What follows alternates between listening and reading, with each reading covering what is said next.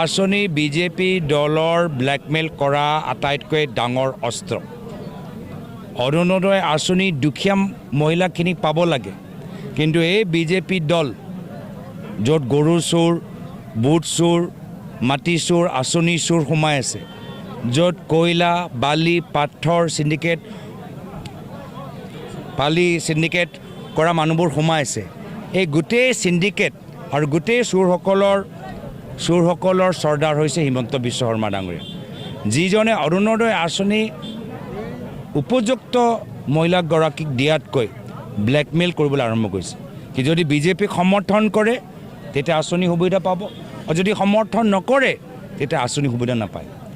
আৰু মহিলাসকলো গম পাই গৈছে যে 1250 টকা পালে ঘৰৰ ভিতৰত খোৱা পানী নাহে, জেজেমৰ পাইপৰ ভিতৰত খোৱা পানী নাহে।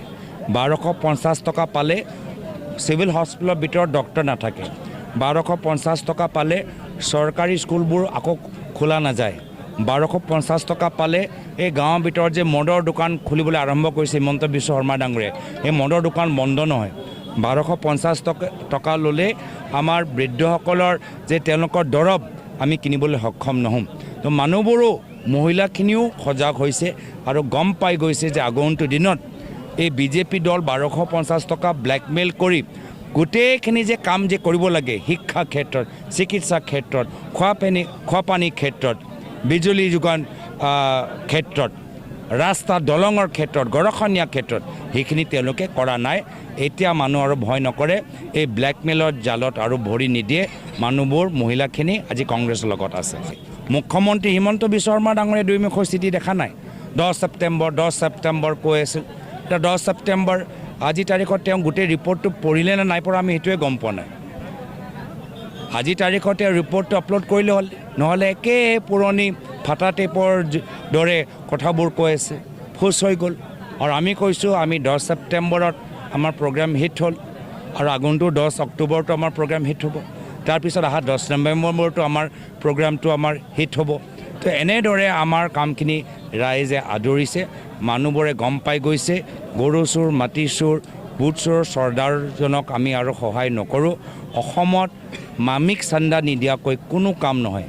গুৱাহাটীৰ ভিতৰত মেকডনাল্ডছ খুলিলে বা ফ্লাইঅভাৰ বনাওঁতে বা কিবা এটা কনষ্ট্ৰাকশ্যন কৰোঁতে অসমৰ ভিতৰত মামিক চান্দা নিদিয়াকৈ কোনো কাম নহয়।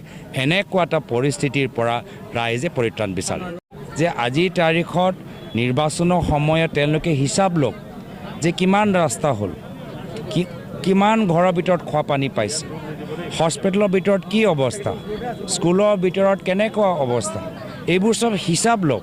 ইমান যে প্ৰতিশ্ৰুতিয়ে বিজেপিয়ে যোৱা BTR নিৰ্বাচন সময়ত দিছিল, সেইবোৰ ক'ত গ'ল? তো মানুহবোৰ এইখিনি কথা বুজি পাইছে, আৰু মানুহবোৰ দেখিছে যে আজিৰ তাৰিখত বিজেপি দলৰ বিফলতা বিৰুদ্ধে UPPL আৰু BPF এই দুয়োটাই দল মানে চৰেণ্ডাৰ হৈ গৈছে, একো কথাই ক'ব পৰা নাই। তো বাস্তৱ বিকল্প হিচাপে আজিৰ তাৰিখত কংগ্ৰেছ দল ওলাই আহিছে। তথাপিও আৰু অলপ কষ্ট কৰিব লাগিব মই ভাবোঁ। মই আশাবাদী যে আমি কষ্ট কৰিম আৰু ফলাফল ভাল হ'ব।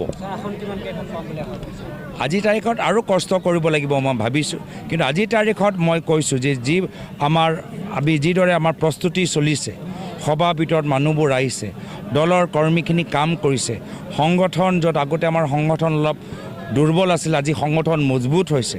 আজি আমাৰ প্ৰাৰ্থীসকল চাওক, প্ৰতিটো সমষ্টিত আটাইতকৈ উপযুক্ত ভাল প্ৰাৰ্থী আমি দিছোঁ।